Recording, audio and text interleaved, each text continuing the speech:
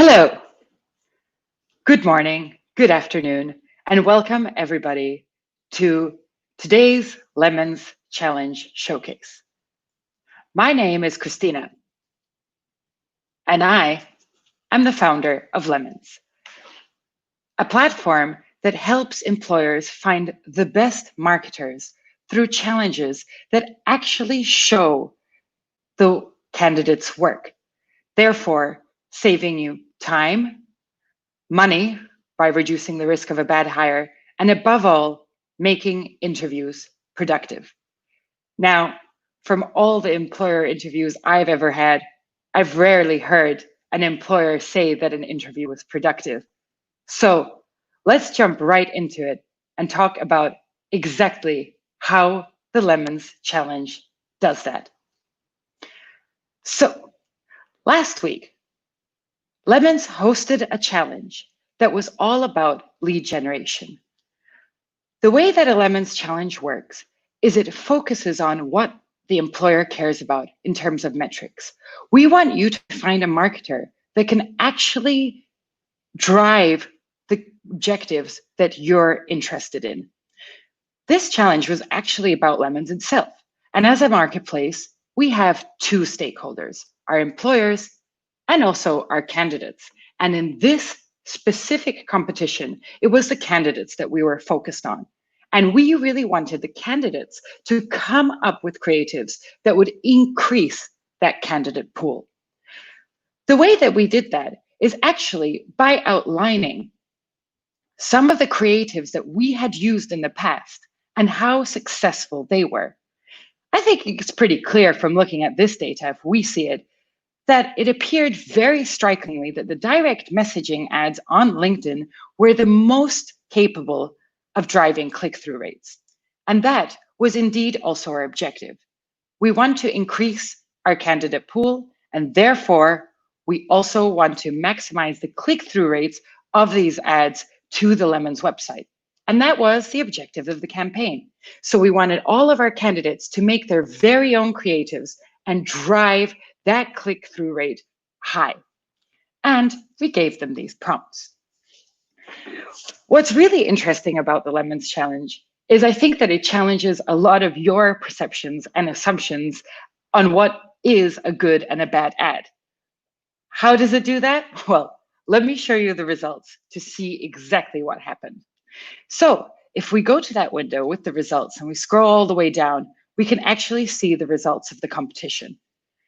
Let's put these results into context. Over the course of 3 days, when the competition ran last week, I should clarify the way the competition works is that these candidates actually submit ads, but then they're run live. They're run live, though, from the Lemons LinkedIn account. That way, what happens is that we eliminate the bias that could be associated with an individual candidate actually making an ad and any of their connections or network effects coming into play.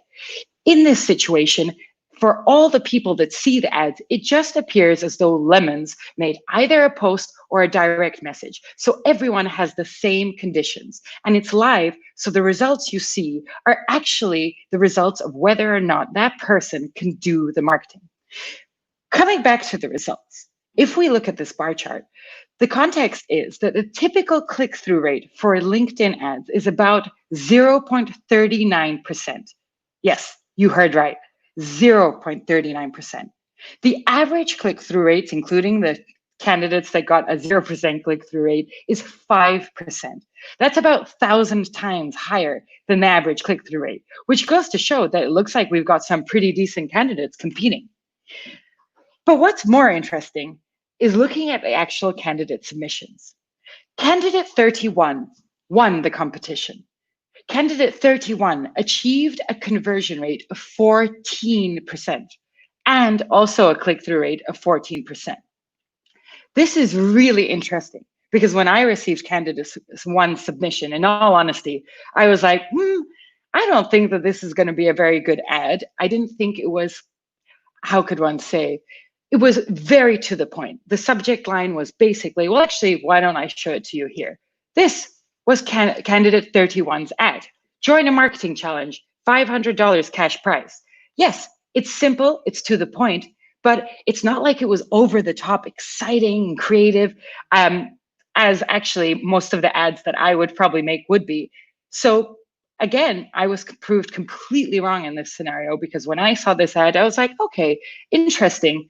I'm not sure if this ad is going to work, but actually it ended up being the most successful ad. The thing that's really interesting about this candidate also is that all candidates, when they complete the Lemons competition, they actually submit 3 different pieces of work. They submit a grit survey that basically shows you about their grit, gives you a grit score, but they also submit a piece of paper that tells you why they made that creative. This candidate in particular, you can see that the actual creative is really, really small. It's about half a page. The explanation for the creative was 1.5 pages tall. This candidate spent so much time specifying who exactly should get the ad and explaining the demographics, the targeting. They picked the people so well that the actual content of the ad was not as important, which is what's so interesting about marketing. People always think of marketing as being a nice creative, and that's actually all the work. But in this case, it was actually the thought process behind the ad that was the work, because the selection of the people that received the message was what meant that conversion rate was higher. And I'll tell you why I know that a little bit later, but really, really interesting. So the key here is, marketing ads don't actually have to look all that wonderful. They're simple, to the point, wins the day, and targeting. By picking very specific targets that align very closely with your brand, you can get conversion rates that are off the charts higher than what typical message conversion rates are for LinkedIn. Let's go to the second submission, because what will surprise you about the second submission is that it wasn't a text ad. I was really surprised by this myself. So there were 3 text submissions and there were 3 post submissions. And based on the prompt, one would expect that the text ads should actually perform better than the post ads. But actually, the post that came in second place was this one here that you can see on your screen. The candidate here tried to reframe what it's like to job hunt. So their idea was to maximize click-through rates by making the job hunt something positive. Instead of thinking about everything that's going on in the economy, the record high unemployment rate, the fact that there's COVID, the fact that basically it looks like everything is going on in life, it's about empowerment. It's a message of you can do it, get a job, and do it in a fun way. Now, I will say that there's something very interesting that this candidate did also, and I should specify that, as I did not clarify that in the instructions of the competition, this candidate did, so to speak, game the system a little bit. They did encourage some of their friends to like their post, which of course naturally led to it being with more likes, more posted in the feed more often, which could have influenced its results.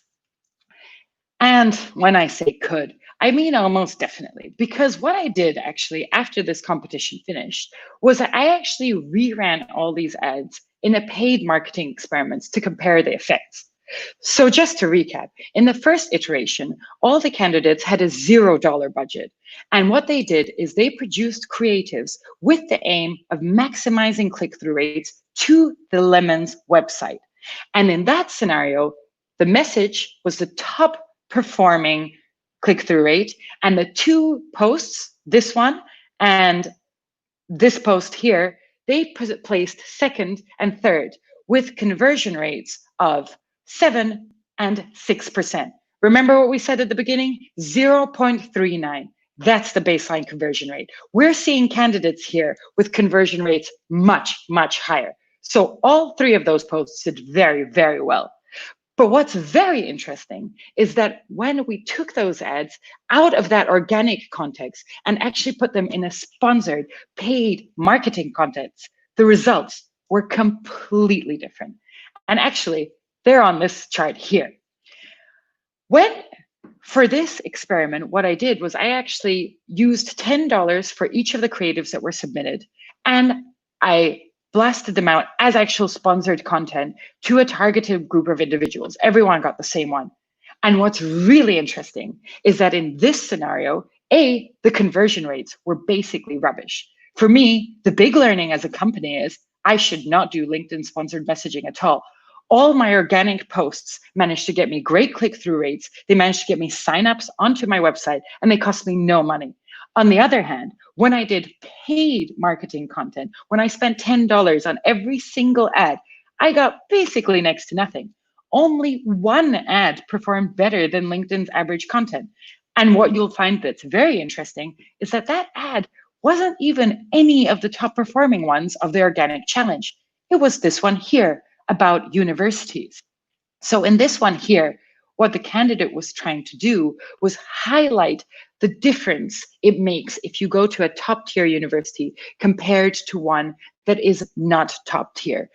And in the paid experiment, this ad was the most successful. It got 4 clicks. This ad that placed second in our organic challenge received only 1 click throughout that entire duration. And what's extremely interesting is that none of the sponsored messaging got any actual clicks to the website. I think this is really interesting, and I definitely learned a lot, because what's really interesting about LinkedIn sponsored messaging ads is that they had off the chart click-through rates. In fact, this candidate here, and I really, really liked their thought process behind it, he had a 57% open rate for his sponsored message. That's really great, but then 0 clicks. What are the insights that we can gather from that? 1, a subject line is half your work. A good subject line, people will open it. But if you don't have the content or you don't have an intriguing enough message, then nobody's going to click on it, and it's basically kind of pointless. Also, and last but, well, maybe not last but not least. Yeah.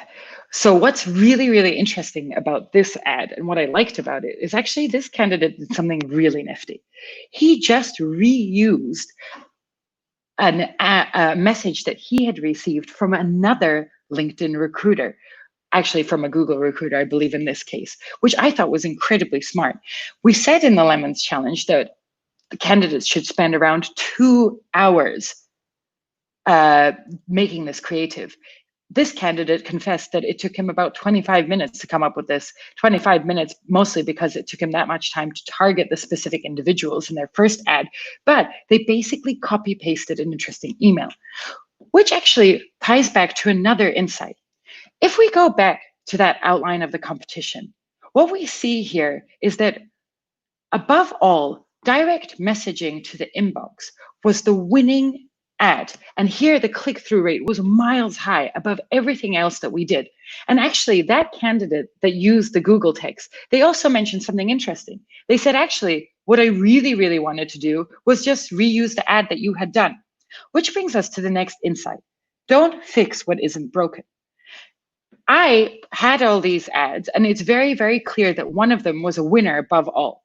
So in spite of all of the candidates messaging and all of their ads, maybe it was my mistake to actually pursue another candidate experiment, because actually I'd found a message that was highly, highly effective, and I could have just used that and instead spent the challenge maximizing something else. So where does this lead to? We could also talk about this final submission, which is, again, to prove more the point of what you think versus what actually happens. This final submission, when I received it, I was really excited about it. It was a Christina type of message, very emotional, which I really like. Turned out to be literally by far the worst ad creative ever. So on the sponsored content side, it got a 40% click-through rate to actually reading, open rate to reading the message, which is actually below LinkedIn standards, and 0 clicks across the board. It's too long, right? That's basically what you get here. Yes, very exciting. I mean, for me, I would probably definitely read it, but people have very short attention spans. And so again, when it comes to thinking about your audience and what you're doing, this emotional message didn't work because it was confusing. It was a little bit all over the place, and it didn't specifically tell the candidate what they were to expect. It was kind of, aspirational, but in a very confusing way.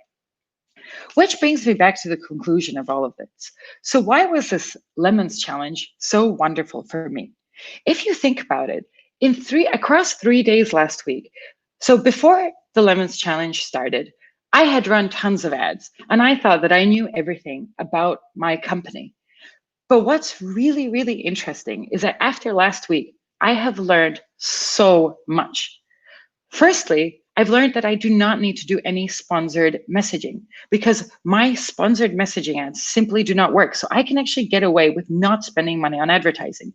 Secondly, don't fix what's broken. I have a functioning ad, do that one again. Thirdly, short and simple wins the race. For me, that's the best learning. As I told you, I would have never written that ad that the winning candidate did. And yet that one produced hands down the best conversion rates. I would have never known that because me personally, I would have not come up with that because I have a specific style. But what this Lemons Challenge allowed me to do was get 6 very different ideas that I would have probably never thought of before and actually see which ones work.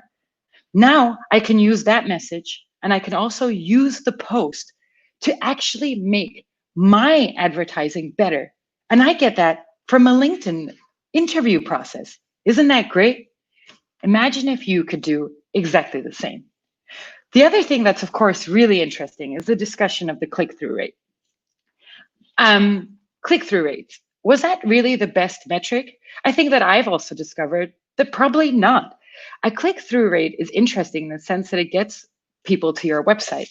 And I think what I found from the conversion rates, looking at them, overall, I got 2 new people to sign up to the website, which is not all that great, which tells me that maybe my problem is not in my conversion rate, my click-through rates even. We had ads that actually were really good at driving people to the website. The problem is I'm not actually converting people. So what I know now is I need to focus actually on changing my website or my landing page. What does that tell you? The next Lemons Challenge should be about, yep, you got it right, changing the landing page. Hopefully, we'll get to that one next week. I want to thank you all for joining me here. I know that I said initially in the comments that the live stream was going to be about half an hour. I may have even booked a full hour, but actually I wanted to run through the results. If you're interested in running a Lemons competition with your company, let me know. We've got brilliant candidates and we should get to the point where we don't judge people by their resume, but actually what we could do. Thanks a lot for everything. See ya.